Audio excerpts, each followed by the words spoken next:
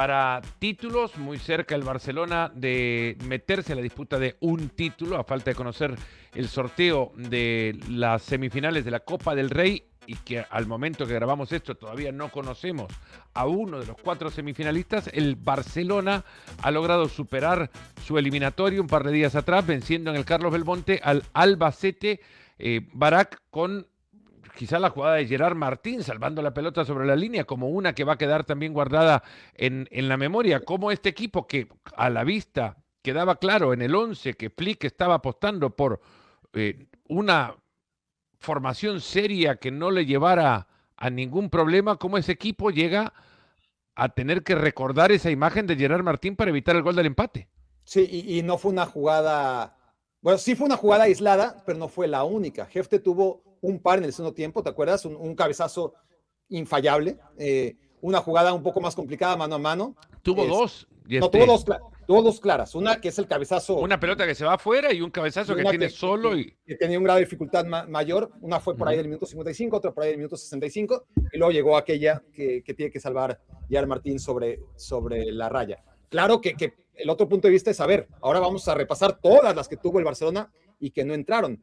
Pero es que esto es el Barça. El mismo análisis que podemos hacer del partido contra el Elche, que acaba ganando 3-1, pero que debió haber metido 10, pero también le debían haber metido por lo menos 3 al Barça. Hizo un súper partido contra el Elche, pero igual que contra el Albacete, sin jugar a un vuelo tan alto, sufrió lo mismo. Un equipo que genera muchas ocasiones, que falla la mayoría y que sigue dando esa sensación de fragilidad, de que si el Elche solamente te hace un gol, de que si el Albacete solamente te hace un gol, va a llegar el Inter de Milán en turno, llamémosle Inter o el que sea, pero es ese mismo equipo que no tiene a los delanteros, no tiene a Jefte de centro delantero, ¿no? Tiene un delantero que cobra muchísimo dinero porque mete muchísimos goles y porque falla muchas menos oportunidades de gol. Entonces, la sensación es esa, que el Barça empieza a tener mejor puntería en las ocasiones que genera, o va a correr la misma historia, porque cuando se enfrente a rivales a matar o morir, no van a fallar las que fallan Albacete y Elche. El mismo partido que hace el Barça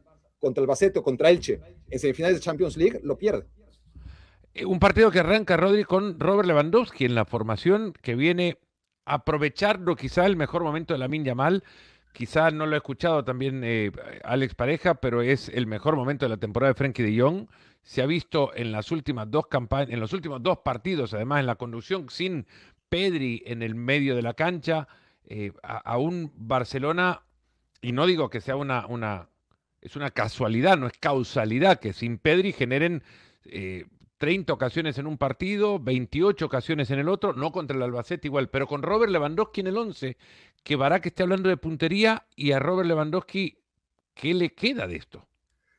No, lo que le queda es aprovechar de aquí a final de temporada las oportunidades que va a tener y poco más, porque a mí me da la sensación de que Robert Lewandowski, en cuanto termine el año, se va a ir del FC Barcelona, salvo un milagro inesperado, ¿no? Sí que es cierto que lo decía Alex hace no muchos shows que está envejeciendo y se le ve muchísimo, ¿no? Cómo está poco a poco yéndose. Es una pena, ¿no? Porque para los que somos un poco melómanos y miramos hacia atrás, vemos lo que era Lewandowski en su día y aún estando todavía fit para lo que es el fútbol de élite, está a años luz de lo que Robert Lewandowski nos ofreció hace 5, 6, 7, 8 años, ¿no? Pero ya está. Yo creo que tiene que aprovechar de la mejor forma posible estos últimos meses en el FC Barcelona. Creo que además tiene un perfil que el FC Barcelona no tiene, ¿no? De rematador dentro del área, de hombre con experiencia, de hombre que puede ir de cabeza, de hombre que dentro del área te puede, en una baldosa, insisto, a pesar de que ya no es el mismo, te puede solventar un partido, una papeleta, y sobre todo yo creo que una cosa que además me lo dijeron desde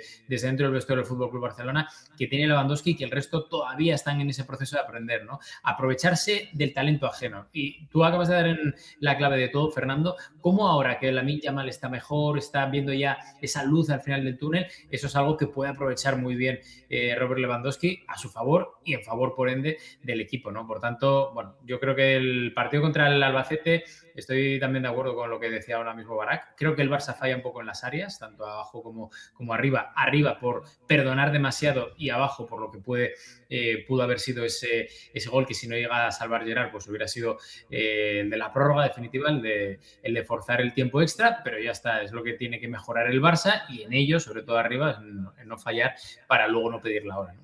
La pregunta creo que termina siendo, Alex, ¿por qué el Barcelona, siendo superior a su rival, permite o se permite encontrar una situación, le permite a su rival encontrar una situación que sobre el final del partido puede haberle cambiado el guión a todo esto? Bueno, pues porque Bueno. el partido en sí, es muy tramposo. O sea, y ya estaban avisados por lo que le había pasado al Real Madrid, ir a jugar a Copa, lo que ellos mismos sufrieron en sus propias carnes en la eliminatoria anterior ante el Racing de Santander, un partido de Copa, partido único, en la cancha del rival más débil, un rival que hacía años y años y años que no te había visto, con toda la excitación del público. Es un contexto aparte, no se puede meter dentro del mismo paquete de un partido rutinario de la Liga. Entonces, si os fijáis, el Barça compitió muy bien, hizo lo que tenía que hacer. ¿Cómo normalmente los equipos pequeños acaban matando a los grandes en este tipo de eliminatorias?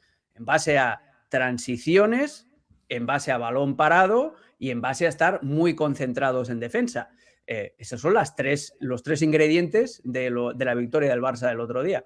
Transición en el primer gol, con un muy buen robo de balón de dos muy poco implicados en este tipo de tareas, como son Rashford y Frenkie de Jong. Frenkie de Jong, que produce asistencia por segundo partido consecutivo, que esto ya es para que, pedir un deseo, porque es como el cometa Halley. Después, ¿Qué te ha parecido Frenkie de Jong en los últimos 2 partidos, Alex? En los últimos 2 partidos, sensacional. ¿Puedo prolongar esto y preguntarte qué te ha parecido en los últimos 3 partidos, Frenkie? Y medio, porque hay que agregar el segundo tiempo contra el Real Madrid. Sí. Antes de que lo expulsen. También es verdad.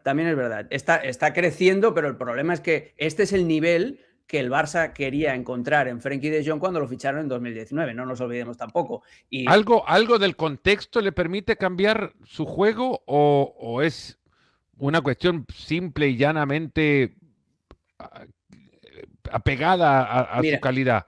En el caso del día del Elche, es la actitud del Elche y la voluntad de ir a presionar arriba y de hacer prácticamente más 1-1. Cuando el rival tiene esa intención, la principal manera de salir de esta presión asfixiante es mediante conducciones individuales. Lo hizo muy bien Alejandro Valde contra el Elche, por ejemplo, y a partir de ella genera desequilibrio, porque si te has limpiado tu par y todos están agarrando a un muñeco, pues alguien tiene que soltar a ese muñeco y alguien tiene que liberar al compañero. Y a Frenkie le pasó algo parecido. Cuando eran capaces de salir, de recibir, girar y salir de la presión del Elche, pues perfecto. Además se tiró muy para arriba, que eso se está soltando un poquito más para pisar el área, y ahí eso sí que hay que reconocérselo. Y en el caso del partido contra el Albacete, primero es un rival de menor categoría, con lo cual si tienes más calidad técnica, al final se debería notar, y también es un poco el planteamiento. El Albacete jugaba con un 5-3-2, intentaba, pues eso, estar bien parado en vez de ir a buscar, de ir a presionar, y Frenkie de Jong encontró, pues eso, la manera de hacer daño más utilizando su sabiduría, su experiencia para robar y lanzar, que no para construir. Pero bueno, más allá de eso, pero volviendo a lo del partido, es lo que os decía, es un partido en el que el Barça gana con una transición y un robo, con un cabezazo en una jugada a balón parado y con estar enchufados hasta el último momento, que es la jugada de Gerard Martín. Así es como tienes que salir de este tipo de partidos, que son una trampa tremenda. Estas declaraciones es que cuando el viento sopla a favor, magnífico. Eso es. Cuando sopla en contra, es el primero en hundirse. Y hasta que no sople el viento en contra, no podemos decir este es el Frenkie de Jong que compró el Barça. A ver si ahora, después de este momento, que lo vemos recontra bien, porque me parece que es el conductor de este equipo, si de repente pasa un viento en contra, ahí lo medimos. Sí, y en las posiciones defensivas también, porque el De Jong es muy malo, pero extremadamente malo cuando juega de pivote organizador. El otro día tenía a Marc Bernal detrás y eso también le daba cierta seguridad. Bernal tampoco tuvo el mejor de sus partidos. No, perdió muchísimos balones en zonas complicadas, pero esa es otra historia. Pero en el caso de Jong, el tema son las transiciones defensivas. Cuando el Barça pierde la pelota y él tiene que cubrir la salida de un central, de un lateral, no sabe nunca hacia dónde correr. Dijo Hansi Flick después del partido. Hansi Flick después del partido dijo que ha sido un compromiso muy difícil y no sé si esto se puede copiar y pegar para otros compromisos que recientemente ha tenido este Barcelona, quejado por la puntería. Un partido que tuvo que ser más fácil, fallamos muchas ocasiones, dice. dominamos la primera y la segunda mitad, aunque al final nos costó un poco defender, creo que merecimos la victoria, eso nadie lo duda, en realidad. Y bueno, ya todo lo demás son elogios para el equipo. Pero esto lo puede copiar y pegar también para compromisos recientes. Un equipo que te genera 30 contra el Copenhague, que lo gana, no digo que 4-2 no sea un triunfo fácil, pero era para tener todavía mayor diferencia, que de la misma manera contra el Elche pudo haber logrado mayor diferencia. Un Barcelona que viene encontrándose, y creo que todos podemos levantar la mano al pensar que también es el mejor momento de Lamine Yamal en su temporada. Sí. Este año no quiero obligarlos a un voto que no quieren ejercer. Barak, ¿vota a favor o pide la palabra? No, a favor, ya hablé bastante. No, hoy no hay problema, igualmente. Hoy no hay duelo. Solo por presentarte. Has ganado solo por presentarte. Un Lamine Yamal que está jugando en un nivel que de nuevo lleva a muchos a comparar a dónde están o dónde estaban los grandes cracks de hoy en el momento actual de Lamine Yamal. Solo para poner en contexto, ¿cuánto más tiene Lamine Yamal en sus piernas de lo que en este momento tenía un tal Lionel Messi? Cuidado. No es comparación. Ojo, simplemente estamos poniendo que Lamine Yamal ha tenido, qué sé, 3 partidos, 3 veces más oportunidades que Messi de hacer lo que seguramente Messi también podía hacer entonces, pero era limitado ante las oportunidades que contaba.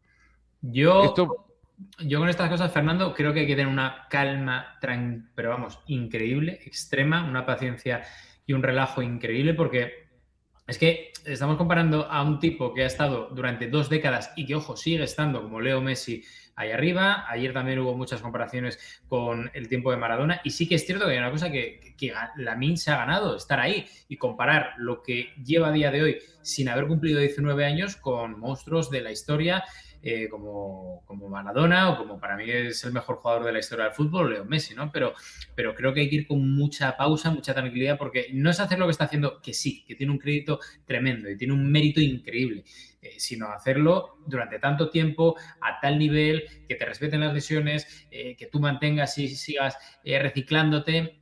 Al final, es que comparar uno con otro, insisto, cuando tienes tan poca edad y yo no soy de los que cree que Lamine Yamal esté mal asesorado, porque tiene muy, muy bien amueblada la cabeza. Creo que además de una madurez extrema, mucho más de lo que seguramente parece en sus comparecencias públicas, y creo que es consciente de ello. Pero cuando el entorno ya está estableciendo esas comparaciones, yo creo que es algo súper... Pero se entiende que, Rodri, no es una comparación, sino simplemente es poner en situación para que no comparen justamente.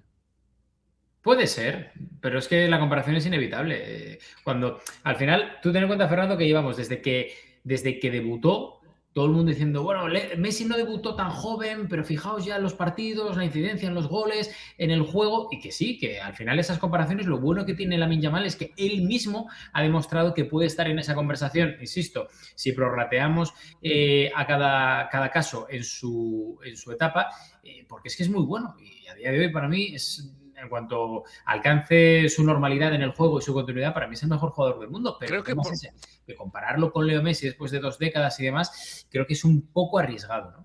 Un poco como lo que dijo Valdano en su momento. Ahora sí, siempre hay que caer en Valdano. Si se dijo algo que parecía tener muchísimo sentido y cae también dentro de un tono filosófico y hasta con altísimo grado de literatura detrás, seguramente fue Jorge Valdano. No sé si al final lo dijo él o no, pero es que se le comparaba a Messi con Maradona muchas veces, con la diferencia de que Maradona era Maradona cada tanto y Messi era Messi todos los sábados o domingos o miércoles. Fue Valdano ese, sí. Y luego también hay otra. ¿En qué equipo surge Lamine Yamal y en qué equipo aparece Messi? Messi tenía que ganarse el puesto cuando los delanteros del Barça eran Eto'o, Ronaldinho y Henry. Lamine Yamal aparece cuando hay un Erial. Y luego Juli, claro. Sí, pero antes Juli en 2006. Cuando tenía, para ponerlo en contexto exacto, cuando Messi tenía la edad de Lamine Yamal, no fue convocado a la final de la Champions Estaba lesionado también. Se estaba recuperando una lesión. No fue convocado, no entraba dentro de los planes de Frank Rijkaard, de todas formas. Era un jugador que estaba teniendo minutos, que destacaba mucho, pero que tenía por encima de él a Eto'o, a Ronaldinho, a Juli y a Henrik Larsson. Era el quinto de los 5 delanteros. Claro, es que es eso. Y cuando aparece Lamine Yamal, pues en el Barça está Luke de Jong. Y claro, es que ese es el tema. Esa es la diferencia. Por eso ha tenido que jugar más también. Han hecho de la necesidad una virtud, pero esa es la gran diferencia, que Messi tenía que esperar su turno porque había mucha gente con una trayectoria y una carrera súper consolidada, y Lamine Yamal aparece en un momento en el que el Barça va sediento de talento. Un Barcelona que este sábado estará jugando en el Camp Nou en el partido correspondiente a la fecha 23 de la Liga, defendiendo el liderato que por ahora sostiene ante el Real Club Deportivo Mallorca de Yago Barrasate, partido que tendremos por ESPN Deportes y por la app de ESPN en los Estados Unidos.